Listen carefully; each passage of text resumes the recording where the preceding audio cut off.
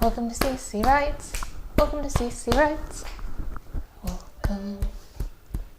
Energy, energy, energy. Welcome to CC Writes. My name is CC Lepke, and today is the end of my trilogy of brainstorming sessions for my Marvel movie script.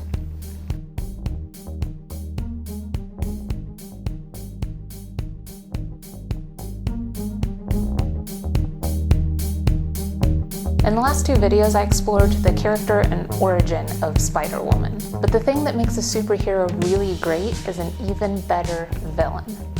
In this video, I'm going to create a new Spiderwoman villain to go head-to-head with our titular character. And this time, this villain won't be based on anything I've ever seen or read in a Marvel comic. I did this because side heroes like Spiderwoman tend to be given throwaway villains to fight, and I wanted her to face somebody that felt like a true baddie. The hope is that I can create a rivalry between the two characters that will live in infamy. So thank you for joining me today on my writing adventures in imaginary places. Let's get started. I want to give her a villain, and it has to be a strong villain. And I want it to be a strong female villain, because a lot of villains that you'll see, if they're the mastermind type, which is what I want this one to be, they're typically a male, and female characters are used typically as sort of grunts or the males. They may even be a right-hand person, but usually they are somebody who is exceptionally cruel, and I don't want to use cruelty as the main character trait of a female villain, because it's so overdone, and I think that it plays into a lot of stereotypes about women. So what I want to do is create a powerful female character, somebody high up in Hydra, somebody who has acted as Spider-Woman's mentor throughout all of this time. Now, I don't have a particular character design for her, but I have a feeling of who she needs to be. She needs to be exceptionally intelligent, kind of emotionless, maybe a little bit sociopathic, but at the same time motherly, if that makes any sense. I don't want to make her ugly. I want her to be like a power suit, kind of, or maybe even not even power suit, maybe like, so when I go through websites looking at business attire, there are all these clothes that are business professional, and I always love the look of them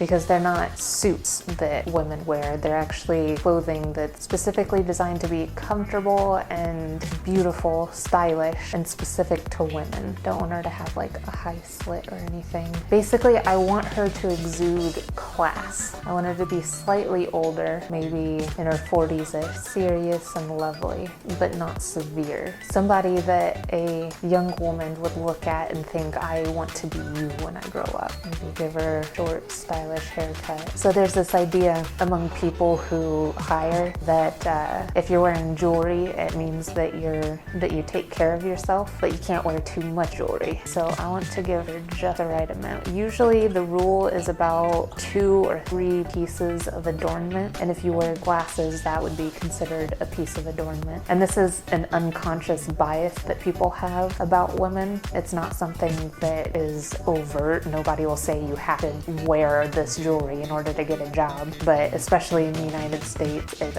something that people unconsciously look for. A woman who's wearing maybe has a strand of pearls, nice earrings, and give her a bracelet, maybe like a fancy watch.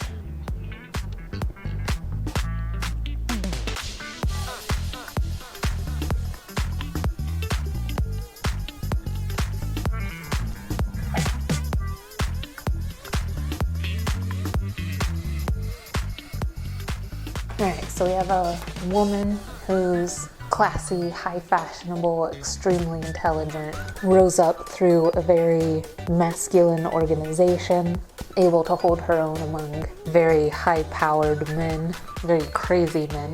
I imagine her as somebody who kind of has her own agenda with what she wants for the organization and is patient enough to wait until it's her chance to strike. Somebody who's very hardcore. And I don't even necessarily think that she needs to be a terribly redeemable character. I don't think she needs to be doing evil things for the right reasons. I think that her motivation is going to be just as simple as what the motivation for a lot of us is, which is that So people tend to have only a few basic instincts. We want safety, we want community, we want love. And this, safety, is the thing that motivates a lot of what we do, and it's actually the basis of greed itself, because a lot of people end up associating safety with money and power and influence. Now, most people, when they set up the motivations of a female character, they'll go straight to love. And while love is a huge part of what we do, because we're taught our entire lives to be emotionally available to people, we're taught that our most important function is as people who love. We're taught to pay more attention to communication and nonverbal communication cues, which is something that men typically aren't given education in as much, because their role in our society is something that we view as different. And so when a boy is being raised up, they typically show him how to provide for these two things and ignore this thing completely, which is stupid, but it's the way it is. So yeah, it is very typical for motivation, a woman's motivation in literature, to be based on love. But in this case, I think for her, safety would be more important, because of anything that could have happened in her past easily could have become related to money, power, and influence. And that's how she ascertains her own safety. It's how she ascertains the safety of the people that she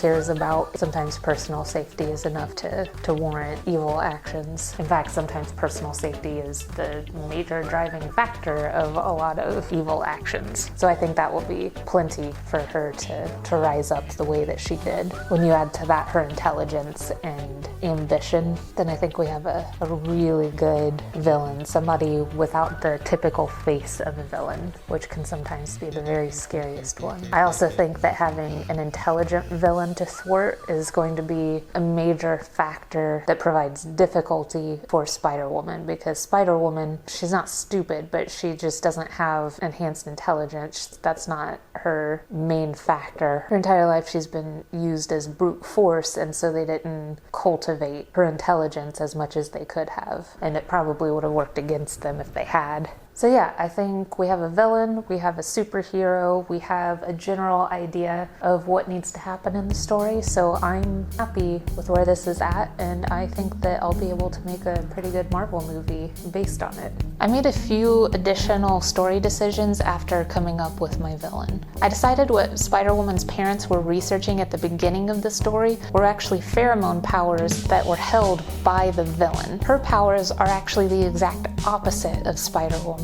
Whereas Spider-Woman's pheromones induce fear, the villain's induces attraction and love. But the villain refuses to use her abilities and relies on her mind instead in order to succeed in everything that she does. She hates her powers and she hates using it. So what do you think about the villain having opposite pheromone powers? Tell me about it in the comments. And don't forget to like, subscribe, and hit the bell so you'll know when the next video comes out. If you'd like to support my work, you can find my books on Amazon.com. You can also consider supporting me on the CC Writes Patreon page. There are links in the description below. And thank you for joining me today on CC Writes. I hope you enjoyed our time together. See you later.